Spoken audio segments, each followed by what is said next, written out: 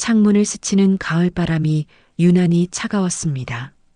결혼 30년 한때 세상 누구보다 믿었던 아내와의 일상이 요즘 들어 이상하게 느껴졌습니다. 작은 말투 하나, 식탁 위 젓가락 소리 하나까지 모든 게 낯설었습니다. 퇴근 후 거실로 들어서면 늘 있던 따뜻한 밥 냄새 대신 싸늘한 정적만이 흘렀습니다. 아내는 스마트폰을 손에서 놓지 않았습니다. 제가 다가가면 화면을 돌려 숨기듯 내려놓곤 했지요. 그녀는 늘 조용한 사람이었습니다. 화려한 말을 하지 않았고 감정 표현에도 서툴렀습니다. 그런데 그 무표정 속에 언제부턴가 다른 빛이 깃들어 있었습니다. 평소보다 잦은 외출, 새로 산 옷, 익숙하지 않은 향수 냄새, 모든 게 설명되지 않는 낯선 조각처럼 느껴졌습니다. 오늘은 어디 다녀왔어? 아, 친구 만나서 점심 좀 먹었어요. 짧은 대답, 피곤한 웃음.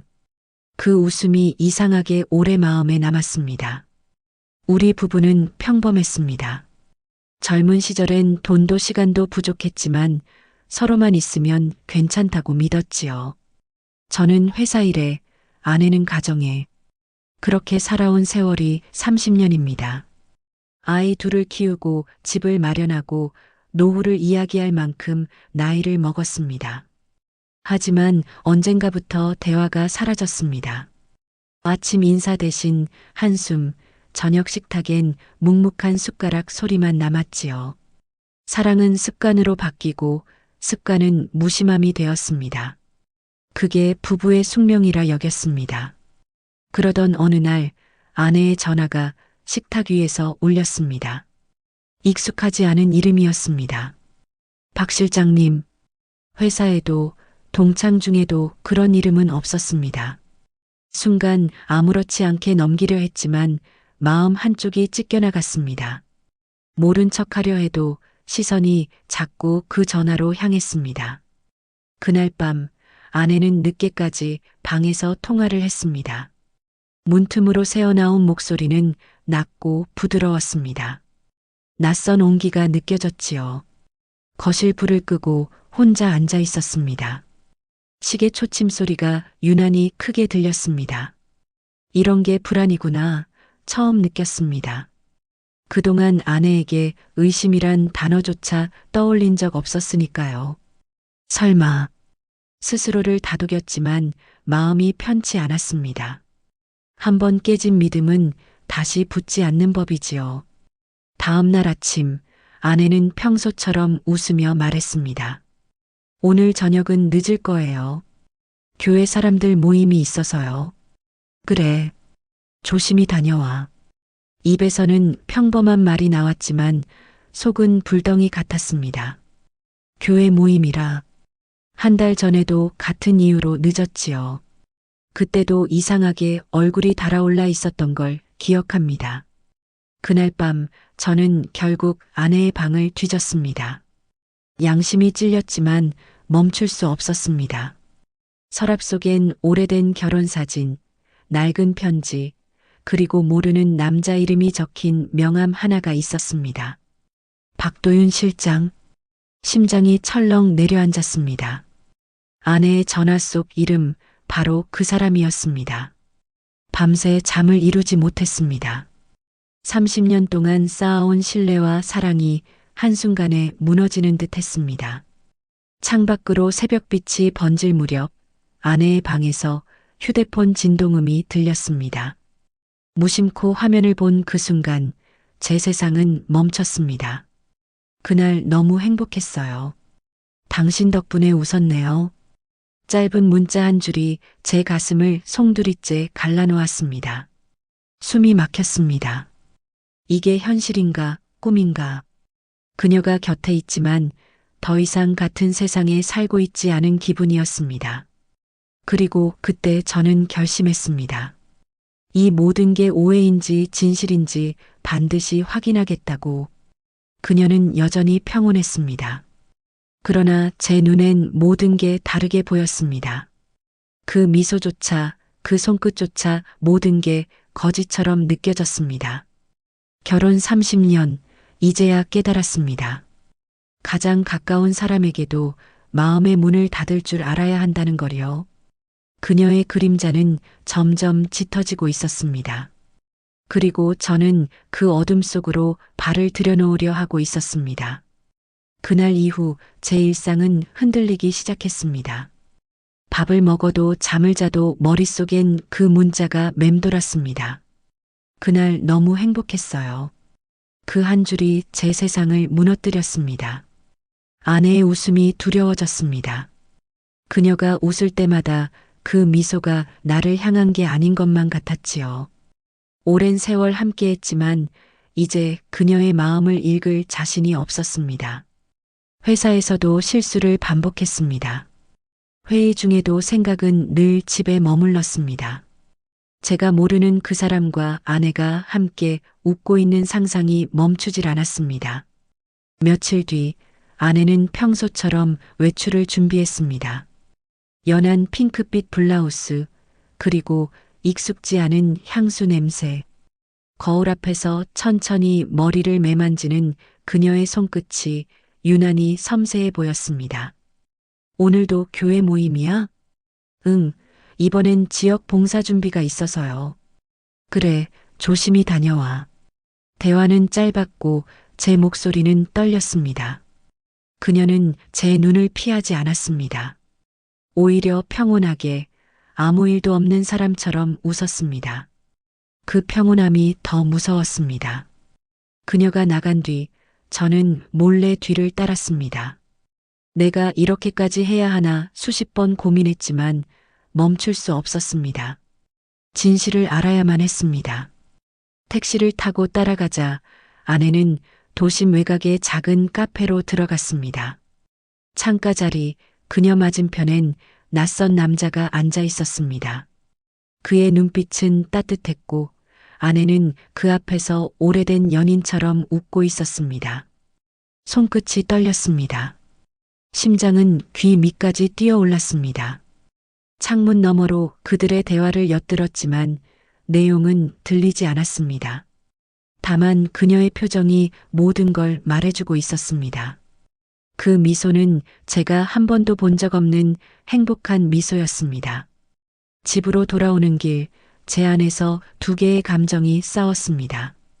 분노와 체념, 배신감이 파도처럼 밀려왔지만 이상하게 눈물은 나지 않았습니다. 30년 동안 믿었던 사람을 미워할 힘조차 없었으니까요. 밤늦게 들어온 아내는 아무렇지 않게 말했습니다. 당신 아직 안 잤어요? 응.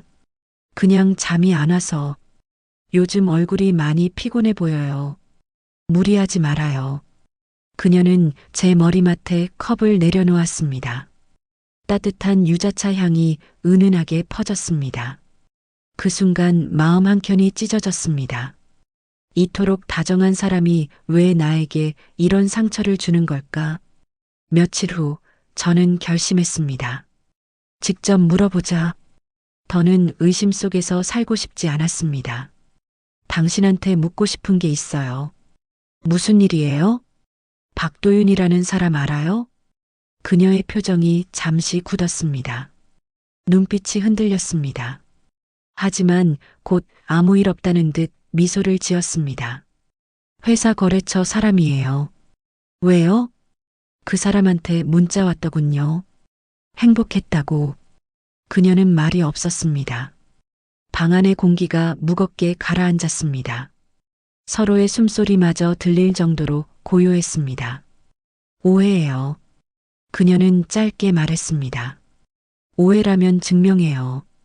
증명? 그걸 왜 해야 하죠? 당신이 나를 그렇게밖에 못 믿어요? 그녀의 목소리가 높아졌습니다. 30년 동안 한 번도 듣지 못한 날선 말투였습니다. 저는 더는 아무 말도 하지 못했습니다. 그날 이후 우리는 서로의 눈을 피했습니다. 같은 집에 살지만 다른 시간 속에 있는 사람들처럼 식탁 위에는 늘 두 개의 그릇이 놓였지만 함께 앉는 일은 줄어들었습니다. 저녁마다 휴대폰을 붙잡고 있는 아내의 손끝이 미세하게 떨렸습니다. 그 떨림이 진실을 말해주는 듯 했습니다. 하루는 아내가 외출 중일 때 저는 그녀의 서랍을 다시 열었습니다. 그곳엔 낯선 편지가 있었습니다. 당신을 만난 건 내 인생의 기적이었어요. 그 밑엔 남자의 이름이 또박또박 적혀 있었습니다. 박도윤. 편지를 쥔 손이 차가워졌습니다. 그녀의 글씨체가 그 남자의 문장이 서로 얽혀 있었습니다. 그 모든 단어가 내 마음을 찔렀습니다. 그날 밤 저는 거울 앞에 서 있었습니다. 내 얼굴이 낯설었습니다. 세월이 만든 주름보다 깊은 건 배신의 상처였습니다. 하지만 이상하게도 아직 끝낼 용기가 나지 않았습니다. 30년을 함께한 인연이 쉽게 끊어질 리 없었으니까요. 나는 그저 알고 싶었습니다. 왜였는지, 언제부터였는지. 그녀는 여전히 평온했습니다. 그러나 그 평온함 뒤에 감춰진 비밀이 이제는 곧 드러나려 하고 있었습니다. 그리고 저는 알았습니다. 이제 뒤돌아갈 수 없다는 걸. 그날 이후 저는 매일 아내의 행동을 기록하기 시작했습니다. 출근 시간, 통화 시간, 외출 횟수, 심지어는 웃는 빈도까지. 내가 사랑했던 사람을 감시하는 일이 이렇게 비참한 줄 몰랐습니다. 하지만 멈출 수 없었습니다. 그녀의 모든 움직임이 의심으로 번졌고 그 의심은 내 삶 전체를 집어삼켰습니다. 아내는 여전히 평온했습니다. 아침이면 정갈한 차를 내오고 저녁이면 조용히 식탁을 차렸습니다. 모든 게 평소와 같았지만 그 평범함이 오히려 더 두려웠습니다. 하루는 퇴근길에 우연히 아내와 그 남자의 모습을 다시 보게 됐습니다. 지하철 출구 앞 두 사람은 함께 서 있었습니다. 멀리서 봐도 알 수 있었습니다. 그녀의 얼굴에 오랜만에 생기가 돌고 있었습니다. 나는 잠시 멈춰섰습니다. 가까이 다가가면 모든 게 끝날 것 같았습니다. 그래서 그저 바라만 봤습니다. 그녀가 웃는 모습이 낯설게 느껴졌습니다. 그 미소를 내가 마지막으로 본 게 언제였는지도 기억나지 않았습니다. 그날 밤 저는 방 안에서 술을 마셨습니다. 속이 타들어가는 느낌이었습니다. 내가 뭘 그렇게 잘못했을까? 그 생각이 수백 번 떠올랐습니다. 나 때문이겠지. 내가 너무 무심했으니까. 자책이 분노로 바뀌고 분노가 슬픔으로 무너졌습니다. 벽에 걸린 결혼사진 속 우리는 웃고 있었습니다. 서로를 믿고 같은 곳을 바라보던 두 사람.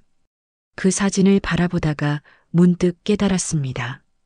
그녀의 마음은 이미 그때부터 다른 곳에 가 있었음을. 다음 날 저는 결심했습니다. 직접 그 남자를 만나보기로. 더는 상상 속에서 괴로워하고 싶지 않았습니다. 회사 명함을 쥔 채 남자가 근무한다는 건물로 향했습니다. 심장이 귀 뒤에서 뛰는 것 같았습니다. 손에 땀이 배어들었습니다. 사무실 문 앞에서 저는 그 이름을 보았습니다. 박도윤 실장. 그 이름 아래 적힌 작은 문패가 그렇게 무겁게 느껴진 적이 없었습니다. 그를 처음 본 순간 놀랐습니다. 내 나이 또래의 남자. 넉넉한 인상, 부드러운 말투. 그는 나를 보며 미소를 지었습니다. 혹시 김선호 씨 맞으시죠? 내 이름을 알고 있었습니다. 심장이 멎는 듯 했습니다. 제가 아내분과 봉사활동 같이 해서요. 요즘 잘 안 나오시던데 무슨 일 있으신가 해서 걱정했습니다. 그의 말투엔 진심이 묻어 있었습니다. 그때 깨달았습니다. 내가 알고 있던 모든 게 어쩌면 오해일 수도 있다는 걸. 집으로 돌아오는 길 머릿속이 복잡했습니다. 그 남자의 눈빛엔 거짓이 없었습니다. 하지만 그동안 내가 본 아내의 행동은 어떻게 설명해야 할까요? 진실은 여전히 안개 속이었습니다. 그날 밤 아내에게 조심스레 물었습니다. 박도윤 씨랑 봉사활동 같이 했어요? 응, 지난번부터요. 왜요? 몰랐어요. 그 사람 나한테 인사하던데. 그래요? 그분 참 좋은 사람이에요. 남편분도 한번 와보세요. 그녀는 그렇게 말하며 미소를 지었습니다. 그 미소는 진심 같았습니다. 하지만 이상하게도 제 마음은 더 불안해졌습니다. 며칠 후 저는 직접 그 봉사활동에 참석했습니다. 아내와 그 남자는 여러 사람 사이에서 나란히 앉아 있었습니다. 서로를 향해 웃는 순간 내 마음은 다시 흔들렸습니다. 그 웃음이 단지 동료의 것이었는지 아니면 그 이상이었는지 구분이 되지 않았습니다. 그날 이후 저는 점점 망가져 갔습니다. 회사 일도 손에 잡히지 않았고 사람을 피했습니다. 아내의 작은 말 한마디에도 예민하게 반응했습니다. 당신 요즘 왜 그렇게 날 보는 눈이 무서워요? 내가 무서워 보여? 응, 예전엔 안 그랬는데. 그녀는 그렇게 말하며 눈을 피했습니다. 내가 만든 불신이 우리를 더 멀어지게 하고 있었습니다. 하루는 우연히 아내의 가방 속에서 병원 영수증을 발견했습니다. 내과 정밀 검사 결과 상담. 이상했습니다. 아픈 티를 한 번도 낸 적이 없었습니다. 그날 밤 저는 조심스레 물었습니다. 요즘 병원 다녀요? 그녀는 잠시 침묵하더니 고개를 숙였습니다. 조금 안 좋아서요. 어디가? 그냥 나중에 얘기해요. 그 말 한마디가 내 마음을 또 무겁게 짓눌렀습니다. 그녀가 숨기는 건 다른 남자와의 관계일까? 아니면 병 때문일까? 저는 이제 확신할 수 없었습니다. 사랑과 의심, 진실과 오해가 뒤섞인 채 무너져가는 신뢰의 잔해 속에 서 있었습니다. 그리고 문득 이런 생각이 들었습니다. 어쩌면 내가 그녀를 잃은 게 아니라 그녀가 먼저 나를 놓았는지도 모른다는 걸. 그녀는 여전히 평온하게 웃고 있었습니다. 그러나 그 웃음 뒤엔 내가 모르는 또 다른 이야기가 숨어 있었습니다. 이제 그 이야기를 반드시 밝혀야만 했습니다. 늦은 밤 빗소리가 창문을 때렸습니다. 아내는 거실 조명 아래 앉아 있었습니다. 테이블 위엔 작은 약봉지가 놓여 있었지요. 그녀의 손끝이 가늘게 떨렸습니다. 저는 천천히 다가갔습니다. 지금이 아니면 영영 묻지 못할 것 같았습니다. 이제 말해줘요. 그녀가 고개를 들었습니다. 무슨 얘기요? 그 남자, 박도윤. 순간 그녀의 눈빛이 흔들렸습니다. 그리고 이내 고요한 목소리로 대답했습니다. 이제는 숨길 필요 없겠네요. 그 말 한마디에 내 가슴이 내려앉았습니다. 그녀는 조용히 말을 이었습니다. 나 아파요. 꽤 오래됐어요. 뭐라고요? 처음엔 그냥 피로인 줄 알았는데 병원에서 말하더군요. 진행된 암이라고. 그녀의 목소리가 흔들렸습니다. 저는 숨이 막혔습니다. 그럼 그 사람은? 도윤 씨는 병원에서 알게 된 사람이에요. 같은 항암병동에서 자원봉사하던 분이었어요. 그 사람은 내 이야기를 들어줬어요. 당신한테는 말할 수 없던 두려움을. 저는 아무 말도 할 수 없었습니다. 손끝이 얼어붙은 듯 했습니다. 그 문자, 편지 다 그 사람이 나한테 보내준 거예요. 희망 잃지 말라고, 버티라고. 그녀의 눈가에 눈물이 맺혔습니다. 그런데 당신은 나를 의심했죠. 그게 더 아팠어요. 저는 주저앉았습니다. 가슴이 찢어지는 듯 했습니다. 그녀를 의심했던 날들이 주마등처럼 스쳐 지나갔습니다. 왜 말하지 않았어요? 당신은 늘 강했잖아요.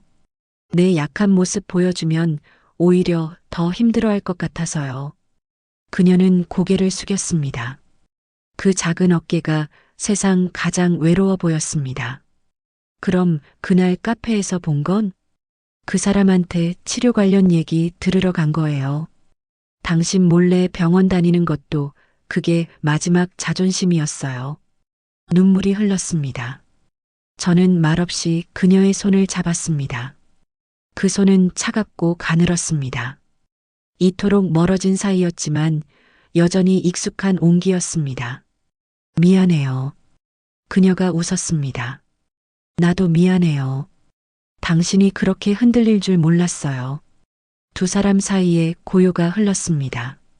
빗소리는 점점 잦아들고 거실 시계 초침만이 귓가를 울렸습니다. 며칠 후 아내의 상태가 급격히 나빠졌습니다. 병원 침대에 누운 그녀는 예전보다 훨씬 작아 보였습니다. 저는 매일 그녀 곁을 지켰습니다. 당신 나 무섭지요? 아니요. 이제야 제대로 보네요. 뭐요? 내 옆에 있던 사람을. 그녀의 눈가에 미소가 번졌습니다. 그 미소는 처음 만났던 그날처럼 따뜻했습니다. 나 한 가지 부탁이 있어요. 말해요. 내가 떠나면 그 사람 미워하지 말아요. 그 사람 덕분에 나 덜 외로웠으니까. 그녀의 말은 제 마음을 무너뜨렸습니다. 하지만 이상하게도 미움은 사라졌습니다. 남은 건 죄책감과 깊은 후회뿐이었습니다. 저는 그날 밤 아내의 머리맡에 앉아 조용히 손을 잡았습니다. 그녀의 손끝이 점점 식어갔습니다. 고마워요. 이렇게라도 마지막에 당신 곁에 있을 수 있어서. 그녀의 입가에 마지막 미소가 번졌습니다. 시간이 멈춘 듯 고요했습니다. 창밖에 빗방울이 다시 떨어지기 시작했습니다. 저는 그저 그녀를 바라봤습니다. 이제야 모든 진실을 알았는데 그녀는 이미 떠나가고 있었습니다. 그날 이후 세상이 달라 보였습니다. 그녀의 미소, 그녀의 숨결, 그 모든 게 내 삶의 일부였다는 걸 너무 늦게 깨달았습니다. 그녀가 떠난 지 어느덧 1년이 흘렀습니다. 사계절이 바뀌는 동안에도 내 마음속 시간은 그날에 멈춰 있었습니다. 아침마다 습관처럼 밥상을 차리고 그녀가 앉던 자리를 바라봅니다. 이젠 텅 비어 있는 의자 한켠에 햇살만이 머물다 갑니다. 사람들은 시간이 모든 걸 잊게 해준다고 했습니다. 하지만 저는 알았습니다. 시간은 잊게 하는 게 아니라 조금씩 받아들이게 만드는 거라는 걸요. 그녀의 핸드폰에서 마지막으로 본 메모엔 이런 글귀가 남아 있었습니다. 사랑은 서로를 믿는 것보다 서로를 이해하려는 마음이 먼저예요. 그 문장을 천천히 읽으며 저는 그동안 얼마나 많은 걸 놓치고 살았는지 깨달았습니다. 그녀의 장례 후 저는 병원 자원봉사를 시작했습니다. 그녀가 마지막까지 있던 그 병동에서 처음엔 발걸음이 너무 무거웠지만 그곳의 공기 속엔 여전히 그녀의 온기가 남아 있었습니다. 아저씨, 이쪽 좀 도와주세요. 간호사의 말에 저는 미소로 대답했습니다. 예, 지금 갈게요. 그렇게 저는 조금씩 그녀가 남긴 세상 속으로 걸어 들어갔습니다. 어느 날 병실 앞에서 낯익은 얼굴을 마주했습니다. 박도윤. 그는 여전히 환자 곁에서 미소를 짓고 있었습니다. 서로 눈이 마주쳤고 묘하게 따뜻한 공기가 그 사이를 채웠습니다. 오랜만이네요. 예, 듣긴 했습니다.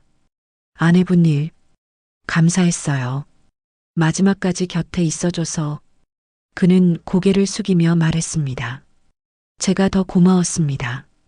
그분이 제게도 삶의 이유였거든요. 짧은 대화였지만 그 순간 저는 모든 걸 이해했습니다. 사랑의 형태는 다르지만 그녀가 남긴 진심은 우리 둘 모두를 살렸다는 거요. 저녁이 되어 병원 복도를 나서는데 노을이 유리창 너머로 스며들었습니다.